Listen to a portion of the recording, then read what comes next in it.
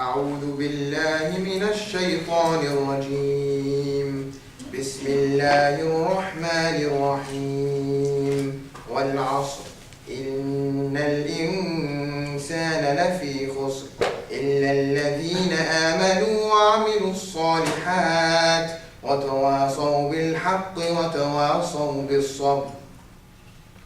By time, indeed, mankind is in loss, except for those who have believed and done righteous deeds, and advise each other to truth, and advise each other in relations.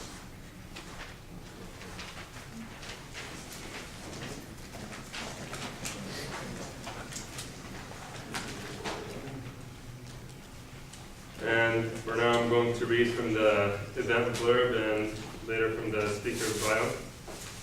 What do you know about Islam? How much of what you know about Islam is actually true? Islam is often misinterpreted and misquoted in the media, and unfortunately that understanding has shaped what many Americans think about Muslims and the religion that they preach. Islam, the misunderstood religion, is dedicated to teaching Muslims and non-Muslims about the religion while addressing and clarifying any questions or stereotypes about Muslims. Hamza Tzortzis is an international public speaker on Islam, a writer and researcher. He has debated prominent intellectuals and academics. Some of his interlocutors include leading humanist and best-selling author Peter Kay, the editor of Philosophy Now, Rick Lewis, and the highly acclaimed Professor Simon Blackburn. More recently, Hamza debated one of the leading atheists and secular activist, Dr. Ed Buckner, the president of American Atheists.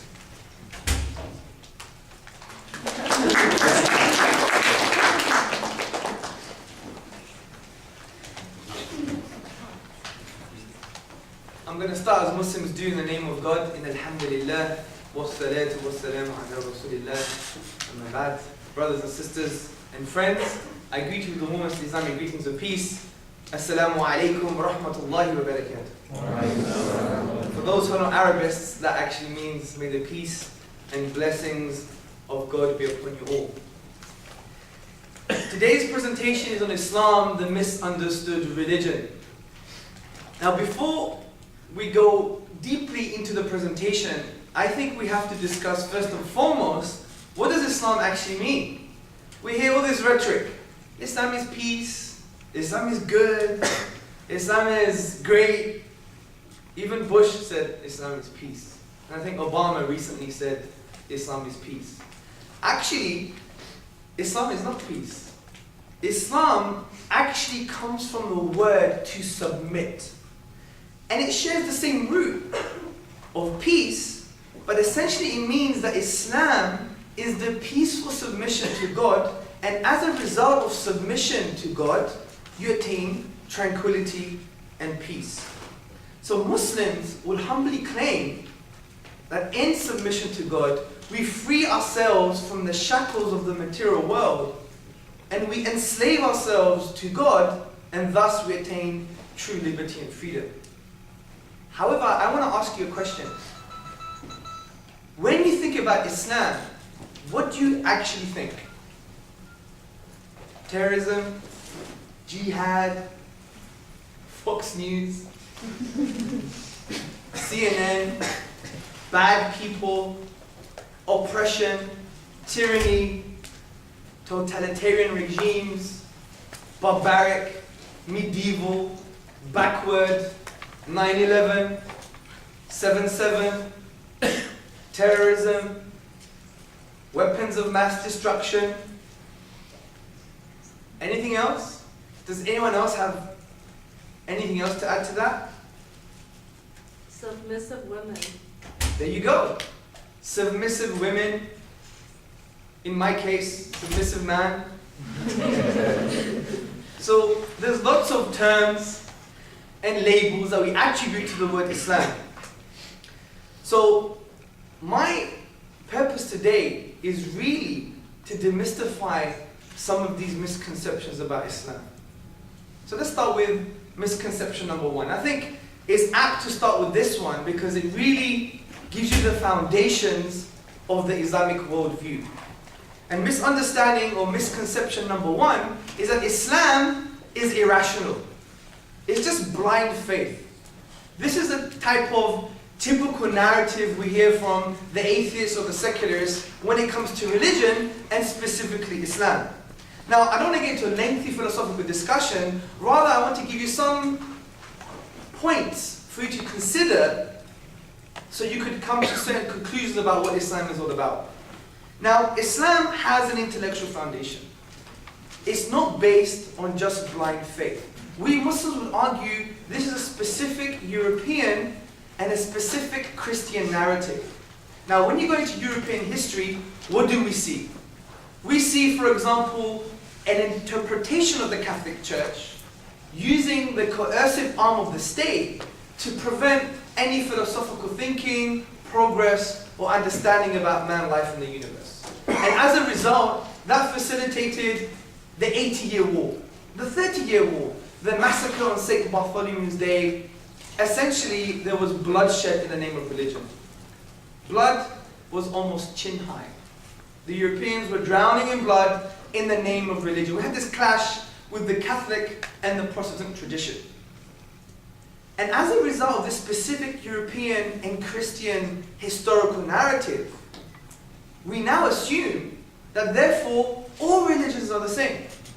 But this is not true, because Islam had a different history and its intellectual foundations also are very different. Let me give you an example. The Islamic tradition is based upon two key philosophical foundations. One is the existence of God, and two is the miraculous nature of the Quran being the book of the Muslims. Now, today is not a good debate, and it's not a philosophical discussion about the perennial question about if God exists or not. However, I just want to let you know that we have some cogent reasons, some positive, strong reasons for the intellectual foundations of the Islamic worldview. For instance, the Muslims developed a very key argument, which was a Quranic argument for the existence of God.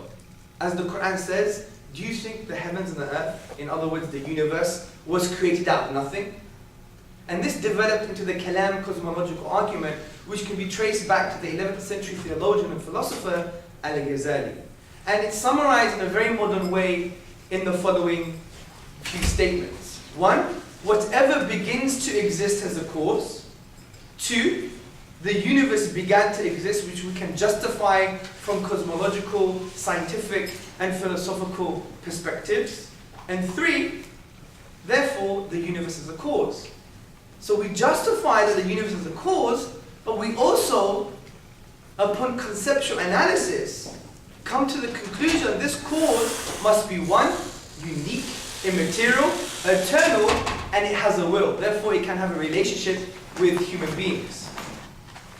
Also, the Quran is a very unique book that it doesn't call for blind faith.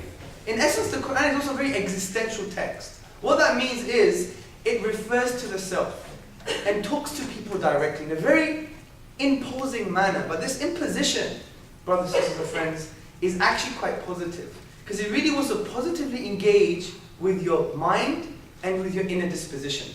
And how does the Quran achieve this? Well, it simply asks questions. For example, have they not seen within themselves? Do they not reflect upon the heavens and the earth, upon the universe? For instance, the Quran uses the word يَتَفَكَّرُونَ in Arabic, which means for those who reflect.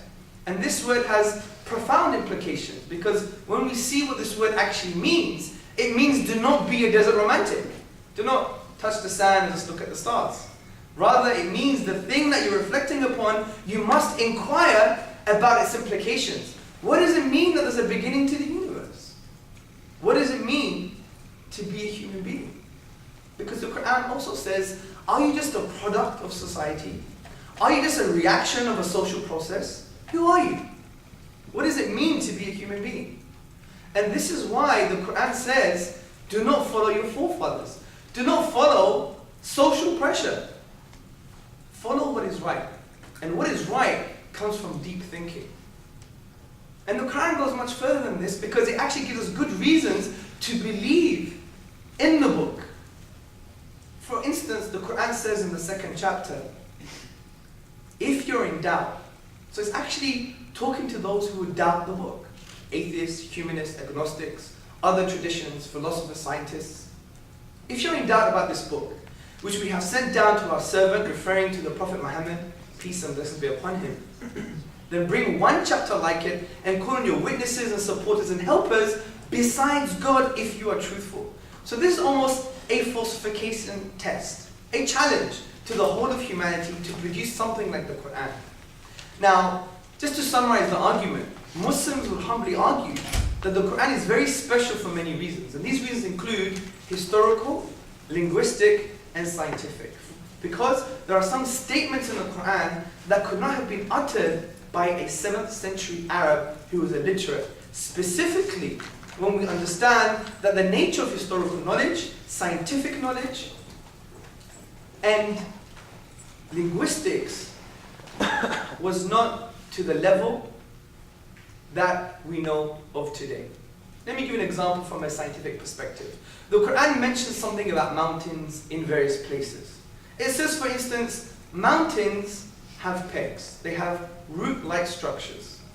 In another place, it talks about mountains and it says they've been placed there with these pegs to prevent excessive shocks in the earth. Now, this is something that is known as isostasis in geology, which has been just found recently in the last few years, approximately 40 or 50 years.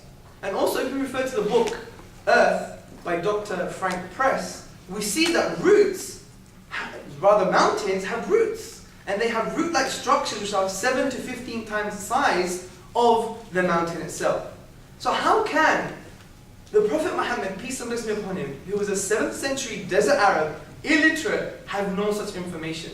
Specifically when we know the science at the time was so primitive, the only function they thought the mountains had was to hold the sky up. So when we say, is Islam irrational, we actually say it in ignorance. Because if we really carefully understand the Islamic tradition, we see that it does provide positive, cogent arguments for the Islamic worldview. Let's go to misunderstanding or misconception number 2. Islam is backward. It's anti-progress. Look at the Muslim world. It's in a huge mess. From Egypt